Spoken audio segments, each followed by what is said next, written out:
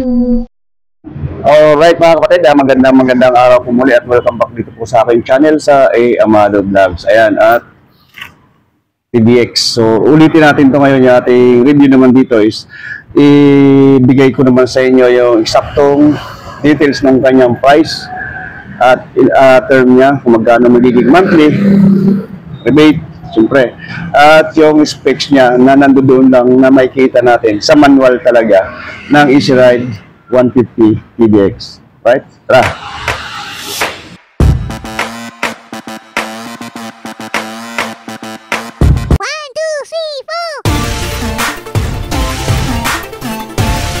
So, ayun na nga mga kapatid, ano? So, ito lang ang ating may bibigay sa inyong specs is yun talagang nandito sa kanyang manual, kagaya nga na sinabi ko kanina.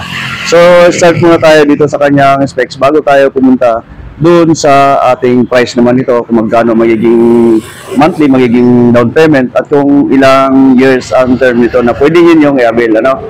So, dito po tayo muna sa dimension niya. Ayan, mayroon po itong 2010 by 725 by 1090, no? Yun po yung nandito sa, ano lang yun, nagbe-base lang po tayo dito sa specs niya, dito po sa manual. Yan.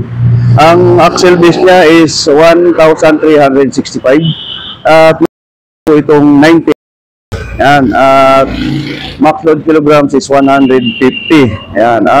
Dako naman po tayo sa ating tire size. Ito po ay mayroong 180 by 14, ano? At kung dito naman po sa likod ay mayroon po itong sukat na 120, 70, 14. So ayan po yung size ng ating gulong. At ito po ay front and rear disc brake po ito. Parehas po sila naka-disc, no?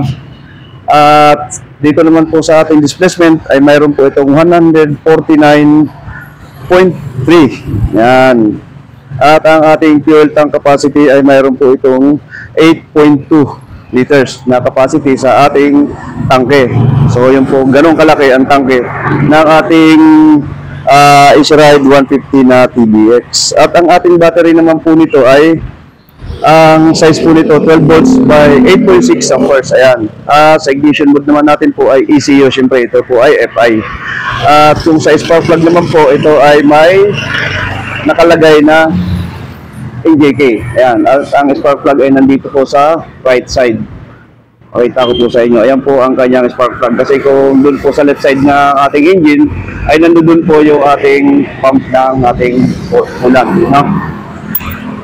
So yun po ang magiging ano lang natin dito. Sa kanyang fuse naman po, ito ay may 10 amperes. Yan, sa kanyang fuse. Sa lahat po ng fuse yan. At kung sa atin naman po mga ilaw is full LED na po yan. No? Dito sa park light, headlight, at siyempre sa ating dashboard, sa ating tail light, sa ating window lamp or signal light na tinatawag. Yan. At ang ano nito, kung ilang volts siya is nasa 12 volts, 10 watts ang ating signal light. Yon. At gaya nga nito nga ating mga sinabi kanina, ito po ay LED na lahat. So yun lang po ang nakalagay dito sa ating specs, dito sa ating unit ng Easy Ride na TBX na 115, itong bagong labas, ano. Yan, dako naman po tayo dito sa ating presyo ng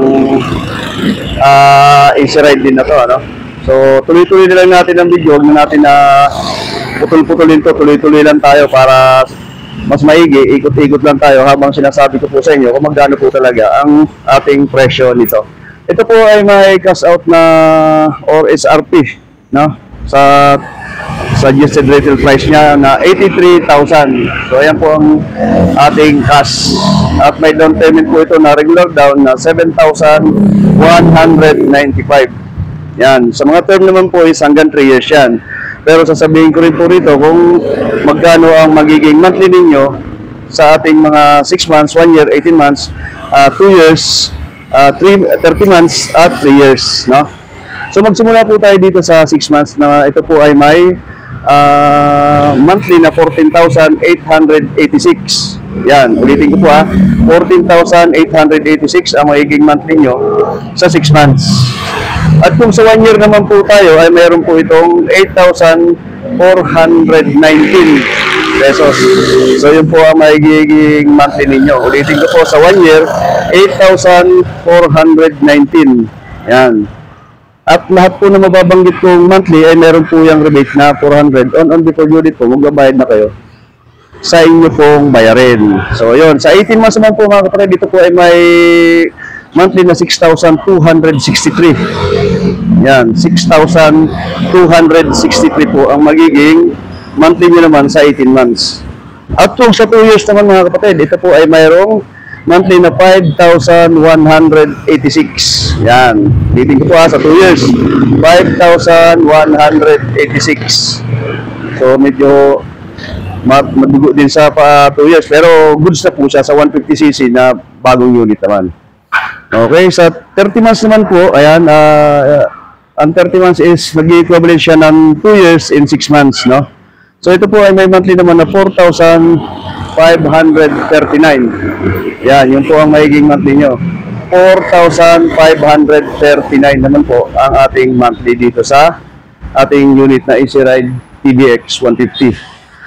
Sa 3 years naman po mga kapatid, ito po ay mayroong monthly na 4,108. May rebate pa pong 400 yan, so nasa 3,700 na lang po ang magiging monthly ninyo. So sa 3 years ninyo po kuhanin, no? So napakamura na kung sa titingnan natin na may kukunin nyo ng 3 years, ang magiging monthly nyo na 3,708, di ba? May rebate kasi siya na 400 doon sa 4,108. So 83,000 ang kanyang cash price or SRP. Yan. Sa mga requirements naman po mga kapatid, banggitin ko na rin po rito, no?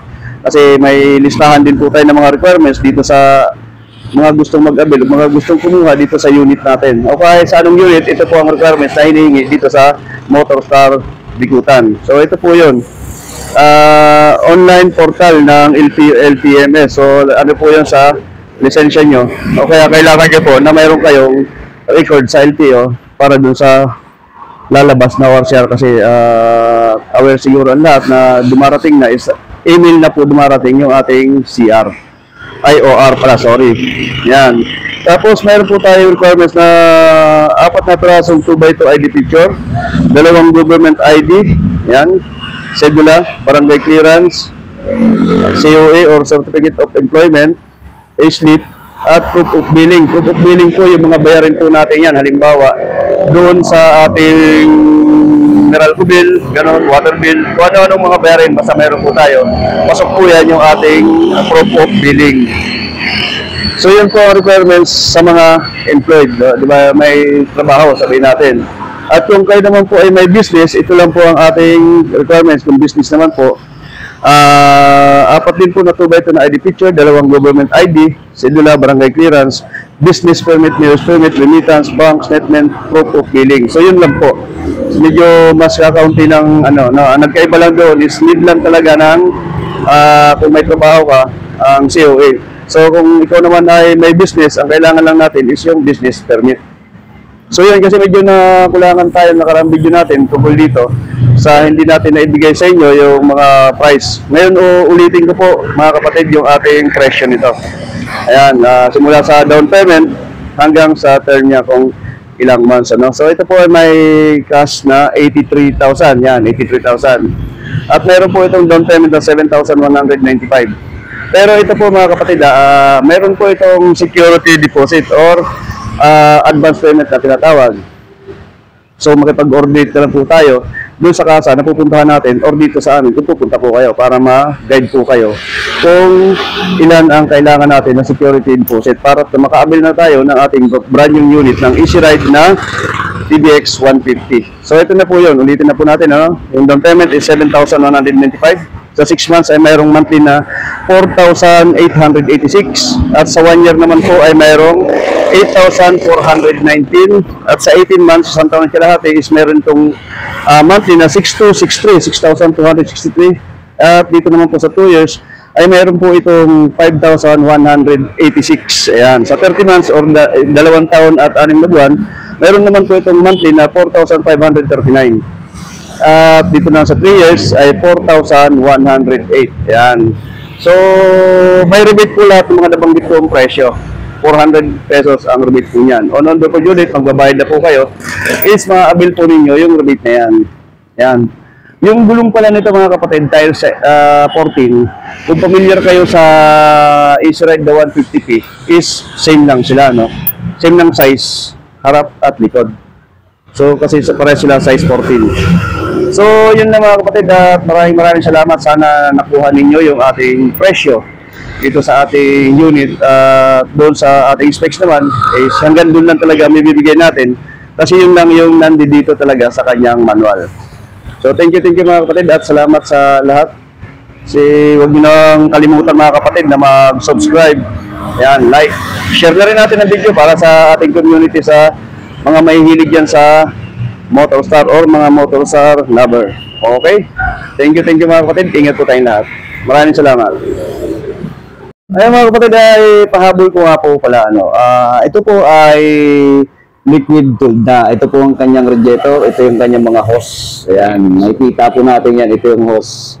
Ayun yung kanyang pump ng kanyang tubig. So, ayan po yun. Kaya po, ang spark plug guys, nandun na sa left side. Wala na po rito sa right side. Kasi yun po ang kalimitan tinatanong. Liquid cooled ba? Ayan po, liquid cooled na po yan. Original na po yan na mayroon talagang radiator, no?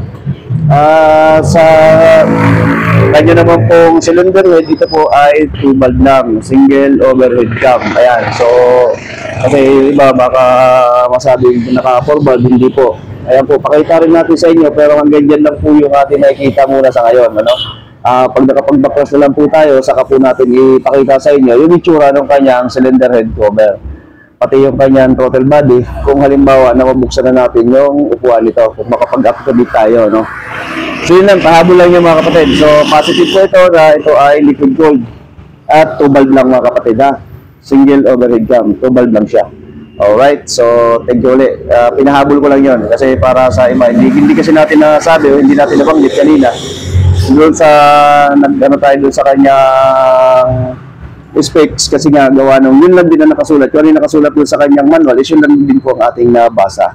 So yun, pinahabol ko lang. Thank you ulit mga kapatid.